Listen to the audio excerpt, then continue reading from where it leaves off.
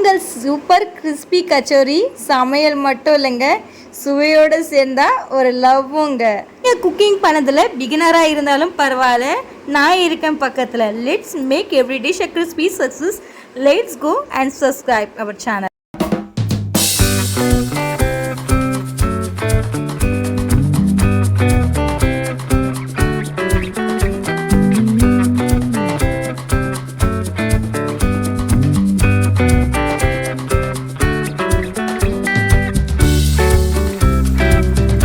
அகலமான பாத்திரம் எடுத்துக்கோங்க. இப்போ வந்து 250 கிராம்ஸ் வந்து நம்ம மைதா எடுத்துக்கலாம். அதை கொட்டிக்கோங்க ஒரு பாத்திரத்தில். 250 கிராம்ஸ் மைதா. கொஞ்சம் வாசனைக்காக ஓமம் கொஞ்சம் ஆட் பண்ணிக்கோங்க. 2 கை இருக்குது பார்த்தீங்களா, 2 கையில் வந்து இப்படி நல்லா வந்து மசிஞ்சிருங்க. மசிஞ்சிட்டு போடுங்க, நல்லா ஸ்மெல் இருக்கும் அண்ட் வந்து நல்லா ஜீரணமாகும். ஒரு பிஞ்ச் அளவு நீங்கள் சால்ட் ஆட் பண்ணிக்கோங்க. சாஃப்ட்னஸ்க்காக 250 கிராம்ஸ் நம்ம கப் எடுத்தோம்ல, அதில் வந்து பாதி அளவு நீங்கள் எண்ணெய் ஆட் பண்ணிக்கோங்க. நல்லா வந்து இந்த மாதிரி போட்டு நீங்கள் பிசைஞ்சிங்க அப்படின்னா நல்லா சாஃப்ட்னஸ் கொடுக்கும். இப்போ வந்து நம்ம நல்லா பிசைஞ்சிடலாம். இப்போ உண்டை பிடிக்கிற ஸ்டேஜில் வரணுங்க. இந்த மாதிரி உண்டை பிடிக்கிற ஸ்டேஜில் வந்துச்சுன்னா அப்போ நல்லா வந்து நம்மளுக்கு நல்லா வந்து சாஃப்ட்னஸாக இருக்கும். இப்போ கொஞ்சம் கொஞ்சமாக தண்ணி விட்டுடுங்க. தண்ணி விட்டுட்டு சப்பாத்தி மாவு மாதிரி நம்ம உருட்டிடலாம். சப்பாத்தி மாவு மாதிரி நல்லா பிசைஞ்சிட்டோம். பசிஞ்சதுக்கு அப்புறமா இது ஒரு 1/4 மணி நேரம் நல்லா ஊறணுங்க. அடுத்த ஸ்டெப்புக்கு நம்ம போகலாம். A few moments later. ஒரு அகலமான ஒரு பாத்திரம் எடுத்துக்கோங்க. பாத்திரம் எல்லாம் கடாய் எடுத்துக்கோங்க. அதில் வந்து லைட்டாக 1 டீஸ்பூன் வந்து ஆயில் விட்டுருங்க. கொஞ்சம் லைட்டாகவே விடுங்க, ரொம்ப விடாதீங்க, ரொம்ப வேண்டாம். ஆயில் நல்லா ஹீட் ஆகணும். அடுப்பானல மீடியம் ஃப்ளேமில் வச்சுருங்க. இப்போது சோம்பு எடுத்துக்கோங்க. மிக்ஸி ஜாரில் வந்து அதிர அரைச்சிக்கோங்க சோம்பை. சப்போஸ் உங்ககிட்ட மிக்ஸியில் வேண்டாம், இல்லை உங்ககிட்ட அம்மிக்கல் இருக்குது, அந்த அம்மிக்கல்லில் வந்து நீங்கள் நல்லா வந்து இந்த மாதிரி மேஷ் பண்ணி போட்டிங்க அப்படின்னா டேஸ்ட் நல்லாயிருக்கும். வாயில் தேன் போடும்போது சூப்பராக இருக்கும் அந்த சுவை. இப்போது ஒரு பிஞ்ச் அளவு கொஞ்சமாக வந்து சீரகம் எடுத்துக்கோங்க. கொஞ்சமாக வந்து 1 டீஸ்பூன் வந்து தனியாத்தூள் எடுத்துக்கோங்க. 1 பிஞ்ச் அளவுக்கு மஞ்சத்தூள் எடுத்துக்கோங்க. இப்போ வந்து இந்த இன்க்ரீடியன்ஸ் எல்லாமே நம்ம எடுத்துட்டோம். இப்போ அதில் ஆட் பண்ணிடலாம். இப்போ நம்ம எல்லாமே இதில் கொட்டிடலாங்க. அடுப்பானல மீடியம் ஃப்ளேமில் வச்சுருங்க. 1 பிஞ்ச் அளவுக்கு பெருங்காயத்தூள் ஆட் பண்ணிக்கோங்க. வாசனைக்கு நல்லாயிருக்கும், நல்லா ஜீரணமும் ஆகும். ஒரு 1/4 கப்பு வந்து கொஞ்சமாக கடல மாவு ஆட் பண்ணிக்கோங்க. 1/4 கப் தான் ஆட் பண்ணணும், மறுபடியும் சொல்கிறேன் 1/4 கப் ஆட் பண்ணுங்கள் சரிங்களா. நிறைய ஆட் பண்ணாதீங்க, 1/4 கப்பு ஆட் பண்ணணும்.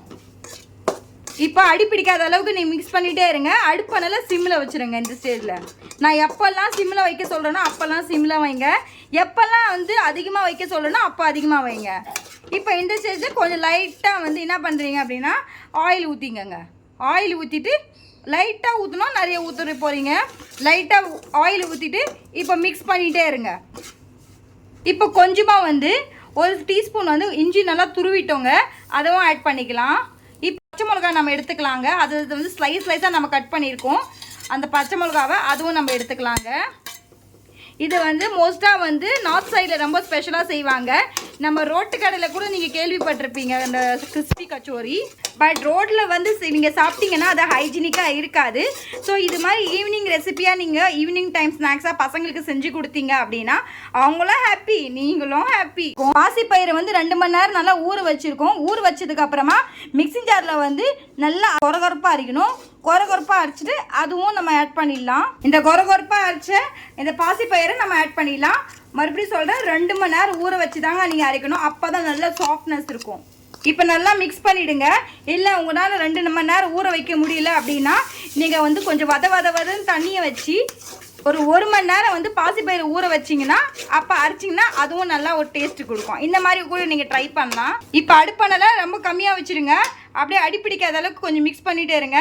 தேவைப்பட்டால் நீங்கள் லைட்டாக ஆயில் ஊற்றிக்கோங்க, ஏன்னா அடிப்பிடிக்கக்கூடாது. அதுக்காக நிறைய ஊற்றிடாதீங்க. மறுபடியும் சொல்கிறேன், 1 பிஞ்ச் அளவுக்கு தான் நீங்கள் ஊற்றணும். அடி பிடிக்கக்கூடாதுன்றனால தான் நான் லைட்டாக ஆயில் ஊற்றுறேன். இப்போ நல்லா அப்படி மிக்ஸ் பண்ணிகிட்டே இருங்க.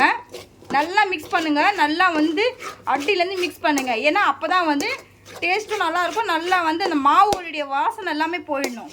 அந்த பச்சை வாசனைலாம் போகிற அளவுக்கு நல்லா அப்படி கிண்டிக்கிட்டே இருங்க. 2 திருப்புங்க. அப்படியே 1 டீஸ்பூன் வந்து நம்ம தனி மிளகாய் தூள் ஆட் பண்ணிக்கலாங்க. உங்களுக்கு எவ்வளோ தேவையோ அந்தளவுக்கு நீங்கள் ஆட் பண்ணிக்கோங்க. ஏன்னா நம்ம ஆல்ரெடியே வந்து பச்சை மிளகாவும் நம்ம ஆட் பண்ணியிருக்கோம். அடுத்து நம்ம 1 டீஸ்பூன் வந்து காஷ்மீரி மிளகாத்தூள் ஆட் பண்ணிக்கலாம். காஷ்மீரி மிளகாத்தூள் வந்து மோஸ்ட்லி வந்து காரம் கொடுக்காது, அதில் காரமே இருக்காது, கலருக்கோசரம் தான் நம்ம ஆட் பண்ணுறோம். அதனால நல்லா வந்து மிக்ஸ் பண்ணிவிடுங்க. நல்லா இப்படி காஷ்மீரி தனி மிளகாய்லாம் போட்டு நல்லா மிக்ஸ் பண்ணி அதை சாப்பிட்டோன்னா வேறு லெவலில் இருக்க டேஸ்ட்டுங்க. இப்போ இந்த ஸ்டேஜில் நம்ம கஸ்தூரி மேத்தி வந்து நம்ம போட்டுக்கலாங்க. இது வந்து நியர்பை டிபார்ட்மெண்டல் ஸ்டோரில் உங்களுக்கு அவைலபிளாக இருக்கும். நல்லா ஒரு வாசனை கொடுக்குங்க. டீஸ்பூன் வந்து கரம் மசாலா ஆட் பண்ணிக்கோங்க. 1/2 டீஸ்பூன் தான் ஆட் பண்ணோம், 1 டீஸ்பூன் ஆட் பண்ணாதீங்க. ஒரு பிஞ்ச் அளவு சால்ட் ஆட் பண்ணிக்கோங்க. உங்களுக்கு தேவையான அளவுக்கு நீங்கள் ஆட் பண்ணிக்கோங்க. இப்போ நல்லா மிக்ஸ் பண்ணிகிட்டே இருங்க. அடியிலேருந்து மிக்ஸ் பண்ணுங்கள். நல்லா அடி பிடிக்கக்கூடாது. நல்லா அப்படி மீடியம் ஃப்ளேமில் வச்சு நல்லா அப்படி மிக்ஸ் பண்ணுங்கள். பேக்கிங் சோடா ஆட் பண்ணிக்கோங்க, ஆப்ப சோடா மாவு. இப்போ ஆட் பண்ணிவிட்டு நல்லா அப்படி வந்து ஃப்ரை பண்ணிகிட்டே இருங்க. பார்க்க உங்களுக்கு கொஞ்சம் அதிரா தாங்க இருக்கும். லைட்டாக கொஞ்சம் ஆயில் விட்டுட்டு நீங்கள் வந்து இப்படியே மிக்ஸ் பண்ணிகிட்டே இருங்க. 1 டீஸ்பூன் வந்து சாட் மசாலா நம்ம ஆட் பண்ணிக்கலாம். இது டிபார்ட்மெண்டல் ஸ்டோரில் அவைலபிளாக இருக்கும் உங்களுக்கு. இப்போ கச்சோரியோட ஸ்டஃபிங் ரெடி ஆயிடுச்சு. ஸ்டவ் ஆஃப் பண்ணிட்டு இது ஃபேன் காத்துல ஒரு பிளேட்ல ட்ரான்ஸ்ஃபர் பண்ணிட்டு நம்ம ஃபேன் காத்துல ஆற வச்சிடலாங்க. ஆல்ரெடி நம்ம ஸ்டஃபிங் ரெடி பண்ணி வச்சிருந்தோம்ல, இந்த மாதிரி பால் சைஸ்ல நம்ம உருட்டி வச்சுக்கலாங்க. குட்டி குட்டியாக இருக்கணும், ரொம்ப அளவுக்கு மீடியம் சைஸில் நீங்கள் பால் சைஸில் இருக்கணும். குட்டி குட்டி பால்ஸ் இருக்கும்ல, அந்த பால் சைஸில் நீங்கள் இப்படி உருட்டி வச்சுடுங்க எல்லாமே ஒரு பிளேட்டில். அப்போ தான் உங்களுக்கு எல்லாமே ஈஸியாக இருக்கும். அடுத்த ஸ்டெப்புக்கு போயிடலாம். இப்போ 1/2 அன் ஹவர் ஆயிடுச்சுங்க. 1/2 அன் ஹவர் கழிச்சு நம்ம மாவு எடுத்துக்கலாம். ஒரு கையில் ஒரு மாவு எடுத்துக்கோங்க. மாவு எடுத்து இந்த மாதிரி சப்பாத்தி மாதிரி உருட்டிடுங்க கையிலேயே. நல்லா சாஃப்டாக இருக்கும், ஏன்னா மைதா வேறு நம்ம நல்லா ஆயிலெல்லாம் ஊற்றிருக்கோம். நல்லா இந்த மாதிரி சாஃப்டாக இருக்கும். ஸோ இந்த மாதிரி கையில் நீங்கள் என்ன பண்ணணும் அப்படின்னா, நல்லா இந்த மாதிரி நான் காட்டுறேன் பாருங்கள், நல்லா ஜூம் பண்ணி காட்டுறேன். இந்த மாதிரி நல்லா குழி மாதிரி விட்டுருங்க, சரிங்களா?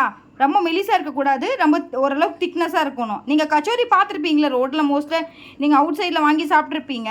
இப்போ நம்ம வீட்டிலே செய்ய போகிறோம் கச்சோரி. இப்போ நல்லா நம்ம குழி மாதிரி எடிட் பண்ணிட்டோம். அடுத்து நம்ம ஸ்டஃபிங் ஆல்ரெடி நம்ம ரோல் பண்ணி வச்சுருந்தோம்ல பால் சைஸில், அதை நம்ம நடுவில் வச்சிடலாம். நடுவில் வச்சுட்டு நம்ம என்ன பண்ணலாம்னா க்ளோஸ் பண்ணிடலாம். நல்லா இந்த மாதிரி க்ளோஸ் பண்ணிவிடுங்க. இப்படி க்ளோஸ் பண்ணிடணும். நல்லா ப்ரெஸ் பண்ணிவிடுங்க. அடுத்து இப்படி ப்ரெஸ் பண்ணிவிடுங்க. நான் காட்டுறேன் பாருங்க எப்படின்னு. இந்த மாதிரி ப்ரெஸ் பண்ணிவிடுங்க.